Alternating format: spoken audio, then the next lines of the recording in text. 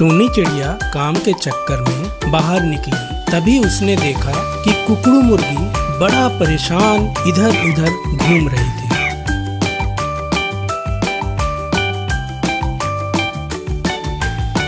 कुकड़ू बहन, मैं देख रही हूँ तुम काफी देर से किसी सोच में हो। क्या सोच रही हो? परेशानी क्या है? तुम अगर चाहो तो मुझे बता सकती हो।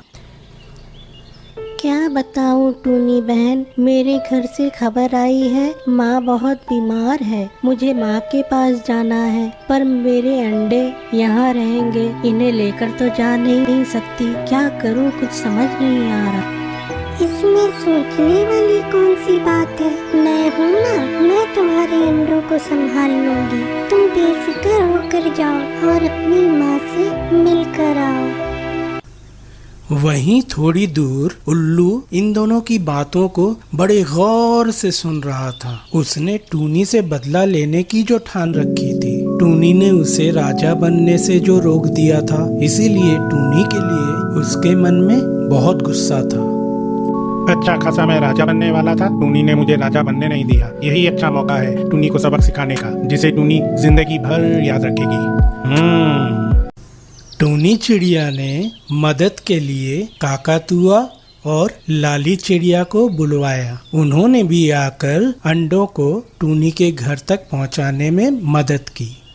तुम सब मेरे अंडों का अच्छे से ख्याल रखना। मैं माँ के घर से घूम कर आऊँ, उसके बाद तुमसे अपने अंडे ले लूंगी, ठीक है? उल्लू के दिमाग में क्या चल रहा है, इस बात से बेफिक्र टूनी उन तीनों अंडों को लेकर अपने घर की ओर चल पड़ी। अब बस रात होने का इंतजार, उसके बाद टूनी को सबक सिखाने के लिए मैं तैयार हूँ। रात में मजा आएगा। उधर टूनी चिड़िया ने अपने दोस्तों के साथ मिलकर अंडे को अपने घर ले आई। कुकड़ू मुर्गी की मदद करके तुमने बहुत अच्छा किया टूनी। चलो अब हम चलते हैं, बहुत काम पड़ा है। तुम भी अपना काम निपटा लो। फिर काकातुआ और लाली चिड़िया दोनों अपने अपने घर को चले गए और टूनी अंडों की तरफ देखते हुए कुछ सोचने लगी।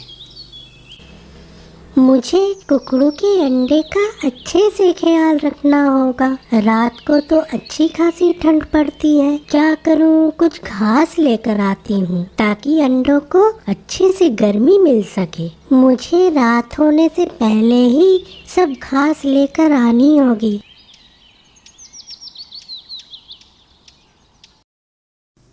घास लाने के चक्कर में टूनी को ये पता ही नहीं चला कि रात कब हो गई। उधर उल्लू इसी मौके के तलाश में था कि कब रात हो और वो टूनी से अपने राजा न बनने का बदला ले सके। अब टूनी को मजा चखाने का मौका आ गया है। उसे ऐसा सबक सिखाऊंगा कि वो सारी जिंदगी याद रखेगी। मुझे दिन में दिखाई नहीं देता तो क्या हुआ, मैं रात को अपना काम करूंगा और टूनी को चोर बनाऊंगा। रात को टूनी ने अपना काम पूरा किया। उसके बाद अंडे को घास से अच्छे से ढक दिया। ढककर वो सोने चली गई। उल्लू इसी मौके के तलाश में था। उसने जब देखा टूनी सो रही है, तब वो चुपके से टूनी के घर पहुंचा।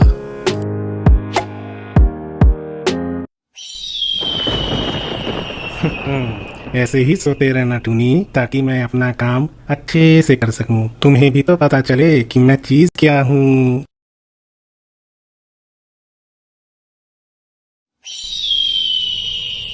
बदमाश उल्लू ने कुकड़ू के तीनों अंडों को उठाया और वहां से चुपके से रफू चक्कर हो गया।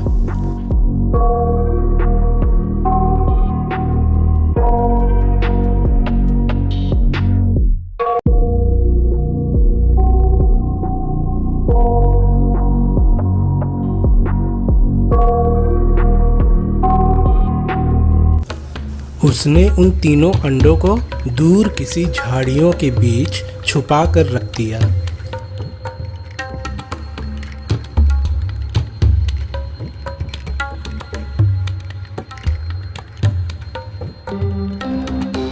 कुकड़ू कल जब टूनी के पास आएगी, आकर अपने अंडों को मांगेगी और टूनी जब अंडे नहीं दे पाएगी तब उसकी शक्ल देखने लायक होगी।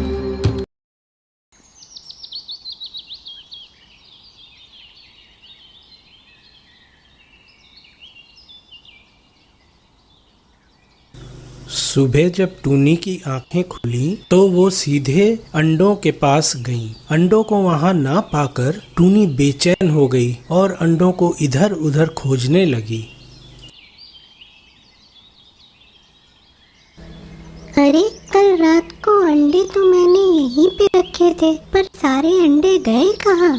कुकड़ू के आने का वक्त हो गया है, वो तो कभी भी आ सकती है और आकर वो जब अंडों के बारे में पूछेगी तो मैं क्या जवाब दूंगी?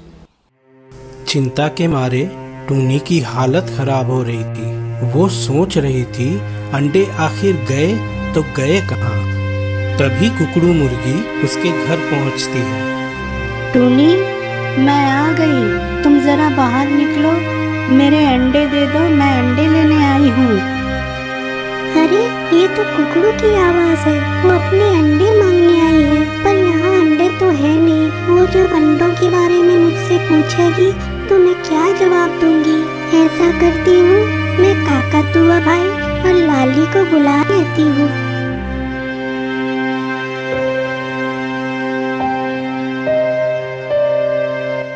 काकातुआ और लाली को बुलाने के बाद घबराई टूनी घर से बाहर आती है। आकर वो देखती है कुकड़ू मुर्गी उसके डाल पे ही बैठी हुई है।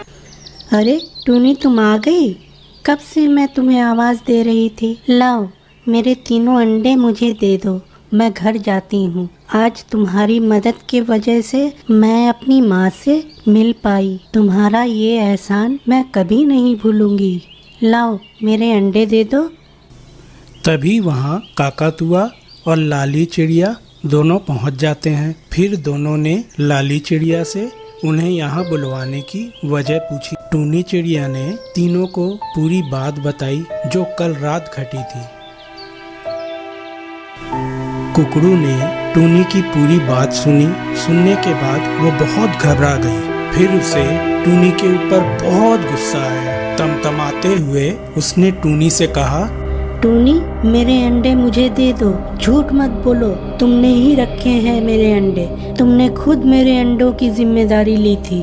अब जब अंडे देने की बारी आई तो तुम अंडे चोरी होने का बहाना बना रही हो। अंडे चोरी तो हुए ही हैं, पर वो अंडों को किसी और ने नहीं, तुमने खुद ने चुराया है। मैंने तुम पे भरोसा करके गलत किया। मेरे अंडे अभी के अभी चाहिए मुझे। मुझे नहीं पता तुम कहाँ से ला कर दोगी, पर मेरे अंडे मुझे दे दो। तुम चोर हो, चोर। कुकड़ू, टूनी को इतना बुरा भला मत कहो। टूनी चोर हो ही नहीं सकती, क्योंकि टूनी बहुत ही अच्छी चिड़िया है। वो सबकी मदद करती है। उसे चोर कहना ठीक नहीं है। क्यों ना हम सब मिलकर ठंडे दिमाग से ये सोचें कि चोर को कैसे पकड़ा जा सकता है। पास के एक पेड़ पर बदमाश उल्लू बैठकर इन तीनों की बातों को सुन रहा था और टूनी पे जो मुसीबत आई उसकी मजे ले रहा था। वहाँ दूसरी ओर टूनी की नजर अचानक किसी चीज पे पड़ती है। वो उसकी तरफ बढ़ती है। उस चीज को नजदीक से देखने पर वो चौंक जाती है। अरे ये तो उल्लू के पंख है। कल शाम को मैंने इस जगह की अच्छे से सफाई की थी, तब तो यहाँ उल्लू के पंख नहीं थे। फिर ये यहाँ आए तो आए कैसे? इतने में लाली, काकातुआ और कुकड़ू टूनी के पास पहुँचते हैं। उन्होंने भी उल्लू के उस पंख को देखा। काकातुआ भाई, मुझे तो लगता है कल रात उल्लू मेरे घर के सामने आया था, वरना उसके पंख यहाँ कैसे आते? मुझे तो लगता है मैंने जो उल्लू को राजा बनने नहीं दिया, उसका बदला लेने के लिए उसने अंडे चुराए होंगे। तुमको क्या लगता है काकातुआ भाई? उल्लू ने जब सुना कि उसके बारे में ही बात चल रही है, वो घबरा गया और वहाँ से भाग खड़ा हुआ। हाँ, तुमने ठीक कहा टूनी। मुझे कालू कौवे ने ये बात बताई थी कि उल्लू ने गुस्से में तुमसे बदला लेने की बात कही थी।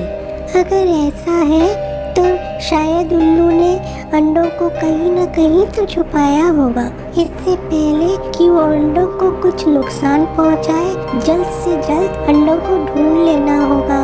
ढूंढते ढूंढते लाली की नजर किसी सफेद चीज पर पड़ती है। टूनी, वो देखो, वहाँ सफेद सा कुछ दिख रहा है। चलो जाकर देखते हैं। मुझे तो लगता है कुछ न कुछ है वहाँ पर।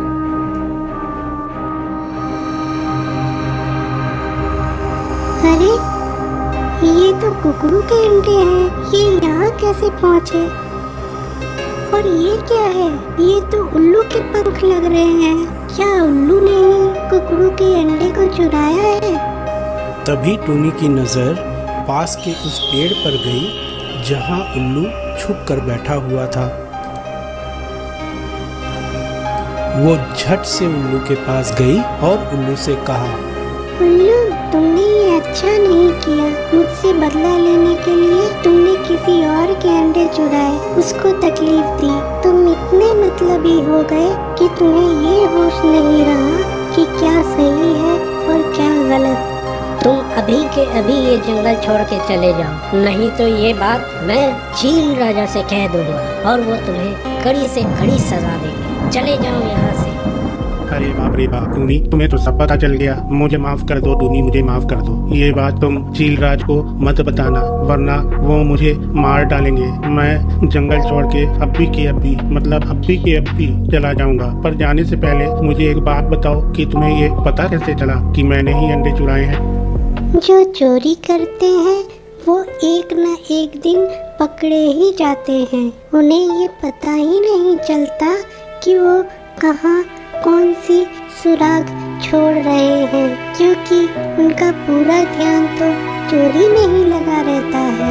वैसे ही तुमने चोरी करते वक्त ये ध्यान ही नहीं दिया कि तुम्हारे पर वहाँ गिरे पड़े थे। इससे ही मैंने अंदाजा लगाया कि चोरी तुमने ही की है। बदमाश उल्लू ने अपनी करतूत सुनी, फिर वहाँ से वो उड़ गया। फिर क्या था, टूनी, काकातुआ और लाली ने मिलकर अंडों को उठाया और टूनी के घर की ओर चल दिए, जहाँ कुकड़ू अपने अंडों का बेसब्री से इंतजार कर रही थी। जैसे ही कुकड़ू ने अपने अंडों को देखा, उसके खुशी का ठिकाना ही नहीं रहा और काकातुआ ने कुकड़ू को पूरी बात बताई, जिसे कुकड़ू ने सुनते ही अपने किए पर शर्मिंदा हुई और टूनी से कहा, मुझे माफ कर देना टूनी, मैंने तुम्हें बिना सोचे समझे बुरा भला कहा और तुमने मुझे पलटकर कुछ कहा भी नहीं। तुमने अपना दिमाग ठंडा रखा और मेरे अंडों को ढूंढकर मुझ तक पहुंचाया। मुझे माफ कर दो और बहुत बहुत शुक्रिया। कोई बात नहीं कुकड़ू, पर मैं तुमसे एक बात कहना चाहती हूँ। कभी भी पूरी बात जाने बिना किसी पर दोष नहीं थोपना, जिसके कारण तुम गलत दिखोगी। हमेशा अगले की पूरी बात सुननी चाहिए।